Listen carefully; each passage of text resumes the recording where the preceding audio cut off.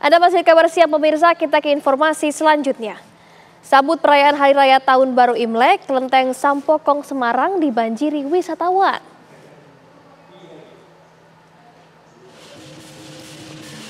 Kelenteng terbesar di Semarang menjadi salah satu destinasi wisata yang ramai dikunjungi wisatawan baik lokal maupun dari luar kota saat perayaan Imlek. Jumlah pengunjung di kelenteng ini juga mengalami peningkatan 2 kali lipat. Jika biasanya pengunjung hanya sekitar 500 orang, kini meningkat menjadi 2 hingga 3.000 pengunjung. Puncak perayaan Imlek di Kelenteng Sampokong akan digelar sejumlah pertunjukan selain seremonial Imlek pada hari ini.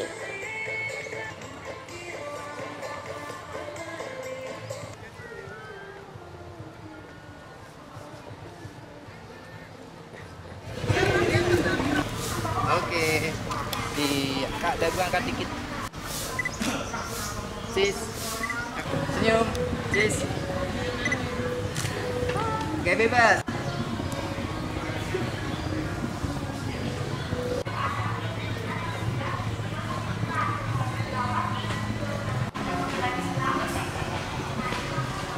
Dan pemirsa, kita akan simak kemeriahan Tahun Baru Imlek di sejumlah wilayah. Ada Josephine Kezia di kawasan Petak 9 Jakarta Barat, serta ada Nofri Afandi di Medan, Sumatera Utara. Kita ke Josephine terlebih dahulu. Josephine, seperti apa situasi di sana? Silakan informasinya. Ya, Fatimah dan juga pemirsa, izinkan saya awali dengan ucapan kongsi Pacai, Sinian Kuaila, Senti Cian Kang Wan Sherui, selamat Tahun Baru Imlek, semoga semua yang diinginkan tercapai dan juga semoga diberikan kesehatan sepanjang Tahun Baru Cina ini. Dan saat ini saya sudah berada di Vihara Dharma Jaya Tosebio di kawasan Glodok Petak 9 Jakarta Barat. Dan saya akan coba gambarkan kepada Anda di mana kalau memasuki vihara ini kita akan disambut dengan ratusan lilin yang sudah terjajar rapi, tersusun rapi di meja, dan juga kalau melihat ke atas sedikit ini banyak sekali lampion yang sudah tergantung. Ini tentunya menambah kesan meriah di hari Imlek ini, di mana ini lampion ini memang menggambarkan sejumlah hal, ini dimulai dari kesehatan, kemakmuran, kebahagiaan hingga keberuntungan. Juga di sepanjang atau sekitar vihara ini juga ditempeli dengan tulisan Fu yang artinya keberuntungan. Dan tadi kalau Anda lihat di layar kaca Anda, ini memang ada satu altar utama yang merupakan tujuan pertama untuk para umat untuk kemudian melakukan doa atau sembahyang, di mana usai berdoa ini umat bisa menancapkan hio atau dupa, yang mana hio sendiri ini memang ada maknanya juga, bahwa kita ini berjanji kepada Yang Maha Kuasa bahwa selama hidup ini senantiasa akan berada di jalan yang lurus. Dan ini memang untuk altar utama ini memang menjadi kewajiban karena memang kita dituntut untuk menyembah Yang Maha Kuasa, makanya untuk itu kemudian para umat ini menuju ke altar utama terlebih dahulu. Dan ini kalau dilihat di layar kaca Anda ini sudah banyak sekali hiasan atau persembahan, ini mulai dari makanan, kemudian buah-buahan, bunga, sampai hio yang ditancapkan ke wadah bernama hiolo. Dan kalau masuk lagi pemirsa, ini saat ini yang Anda saksikan di layar kaca Anda ini merupakan bagian dalam dari Vihara Dharma Jaya kawasan Glodok Pancoran Jakarta Barat, di mana ada 19 altar yang sudah ada patung Buddha, patung Dewa Dewi, yang mana di setiap altar ini baik altarnya maupun dari patungnya ini sudah dibersihkan dari beberapa hari sebelumnya. Dan juga ini untuk masyarakat diperbolehkan untuk menaruh persembahan begitu, baik buah-buahan atau makanan atau hio. Dan juga ini kalau kita melihat ini masyarakat sudah mulai memadati kawasan atau di dalam Vihara Dharma Jaya.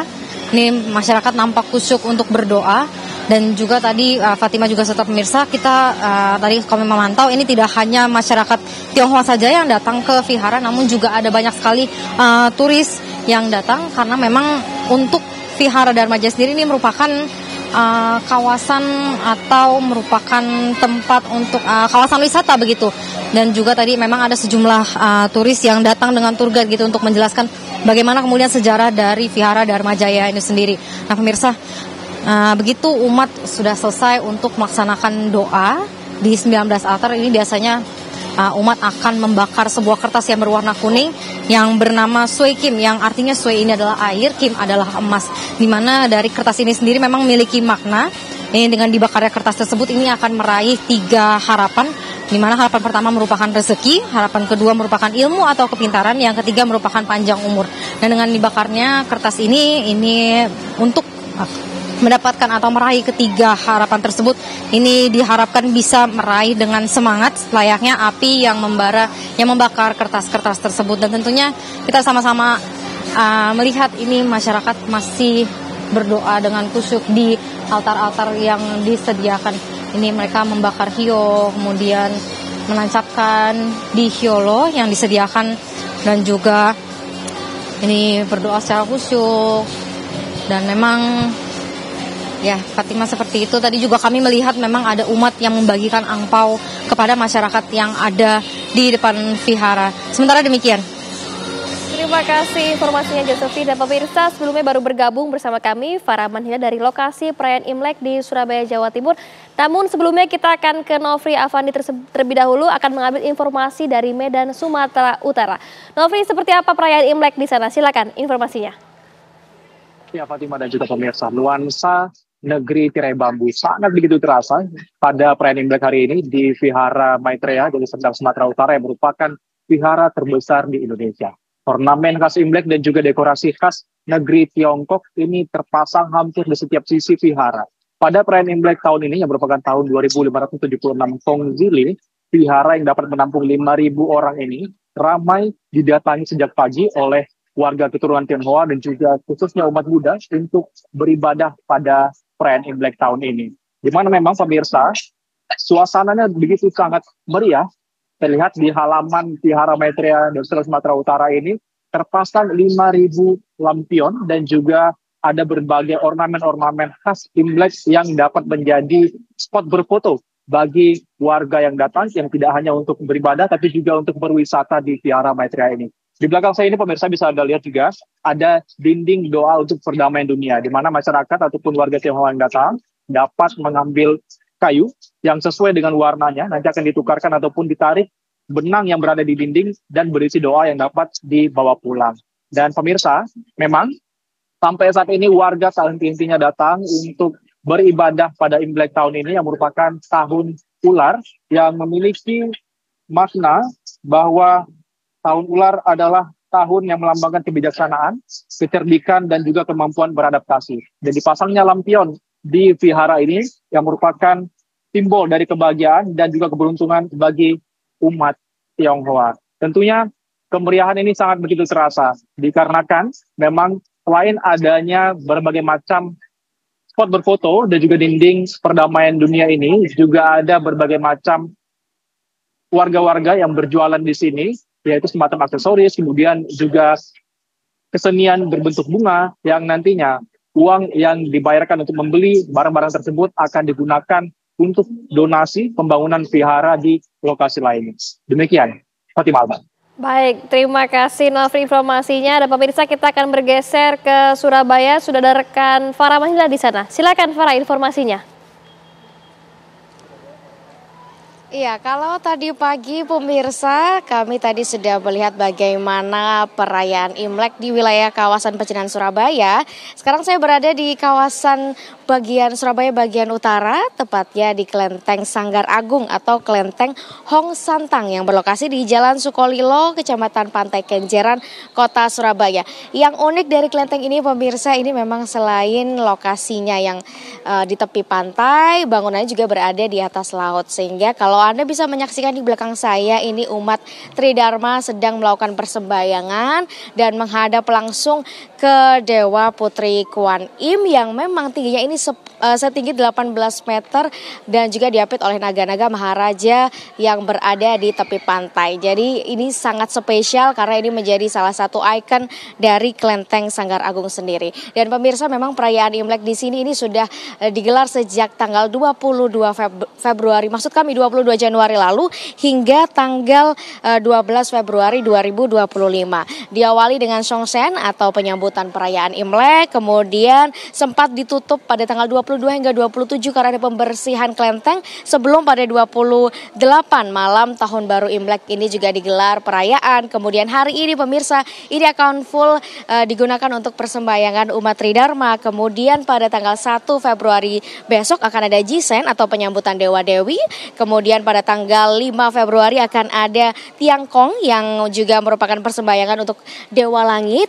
Kemudian pada tanggal 12 Februari akan digelar Cap Gomeh atau ini menandakan hari ke-15 dalam Tahun Baru Imlek. Dan pemirsa, memang sejak pagi tadi pantauan kami sejak pagi kemudian siang hari sampai saat ini memang umat Tridharma terus berdatangan dari berbagai daerah. Jadi tidak hanya dari wilayah Surabaya yang datang ke sini, tapi juga ada sejumlah daerah lainnya yang juga rupanya memang sudah sering merayakan perayaan Imlek di Kelenteng Sanggar Agung Kota Surabaya. Kelenteng ini pemirsa memang sudah berdiri sejak tahun 1999 dengan luasan kurang lebih 4.000 meter persegi dan ini menjadi salah satu kelenteng terbesar. Sehingga ketika ada festival atau perayaan-perayaan besar biasanya memang digelar di Kelenteng Sanggar Agung. Lokasinya memang masuk dalam area wisata Kenjeran pemirsa, dan yang menariknya juga ini memang tidak hanya umat Tridharma yang hadir di sini tapi juga masyarakat maupun wisatawan lokal dan juga mancanegara yang tadi terlihat turut hadir untuk melihat bagaimana situasi terkini, bagaimana keadaan perayaan Imlek di kawasan Kelenteng.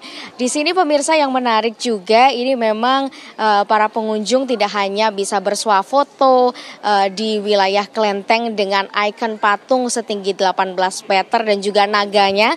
Nah, di depan Kelenteng pemirsa ini juga ada patung yang berlapis emas 22 karat. Patung ini adalah patung yang tertinggi di Indonesia yang merupakan patung Mahabrata dengan 4 muka.